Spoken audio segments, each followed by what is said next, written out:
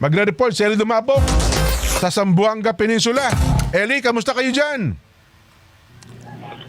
Yes, okay naman.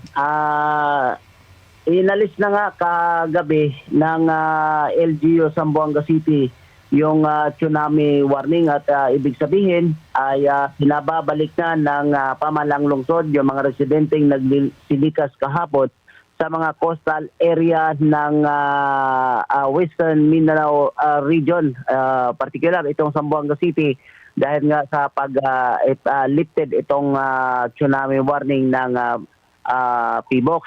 At kanina inanunsyo na rin ng LGU Zamboanga City na babalik na rin sa normal yung gagawing klase. Yung unang araw na nga kahapon na naudlot nga dahil nga nitong naramdamang paglindol na kung saan nasa intensity 4 itong Zamboanga City at nasa intensity 3 naman yung mga karatig na mga syudad at lalawigan dito sa Western Mindanao region. At ngayong araw, babalik na rin sa normal yung klase matapos yung isinagawang assessment ng City Engineering Office kaugnay sa mga gusali at mga building ng eskwelahan at maging sa mga national government agency dito sa Zamboanga City na isinagawa kahapon. At ngayon, balik na sa normal.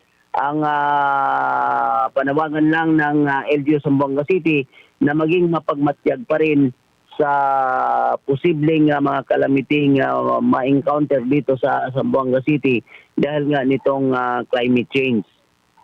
At kahapon nga sinabi ni PBOX Director Engineer Alan Labayog na ito nga yung pinakamahabang oras ng pag-uga o pagyanig sa lupa dahil nga nasa mababaw ang pagtama nitong intensity 7.8 na lindol na tumama nga sa Maasin, Sarangani province kahapon.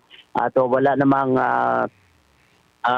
nagiging problema dito sa Zamboanga City sa naging pagyanig kahapon. Kaya lang nung umaga, nung tumama itong intensity 4 dito sa lungsod, ay medyo natakot yung mga residente kaya nagsibabaan ito kahapon at yung iba na nga ay tuluyan ng umuwi kahit wala pang anunsyo yung kanilang mga amo at sa takot nga na madamay sa posibleng pinsala na idulot nito.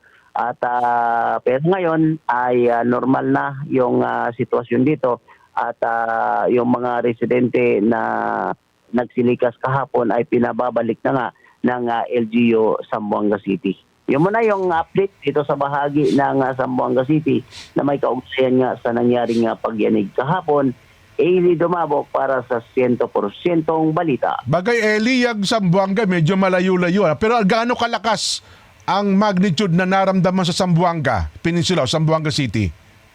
Kahapon sinabi ni Engineer Alan Labayog na medyo umabot ito ng higit 10 segundong pagyanig. Kaya medyo mahaba-haba umano dahil nga nasa mababaw yung tama nito. May mga naging pinsala sa area lamang ng Basilan, yung 3 bahay na bumagsak na nasa coastal dahil natamaan ito sa paggalaw ng alon naman at medyo nasa light material naman siya. At kaya bumigay itong bahay. Pero sabi ni Engineer Alan Labayog, ito na yung pinakamalakas na naramdaman dito sa Zamboanga City. Pero wala namang naging pinsala sa mga gusali dito at sa iba pa mga estruktura dito sa lungsod. Yung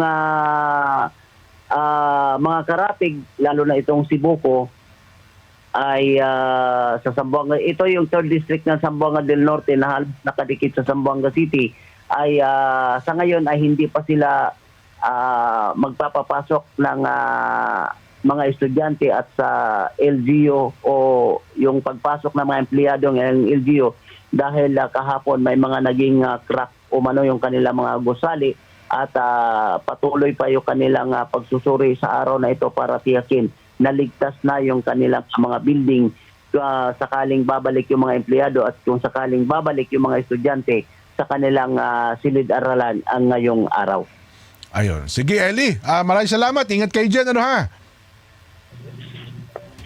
Yan po si Eli Dumapok, ang ating correspondent sa bahagi po naman ng Zamboanga. Medyo malayo-layo kasi yung Zamboanga. No ha?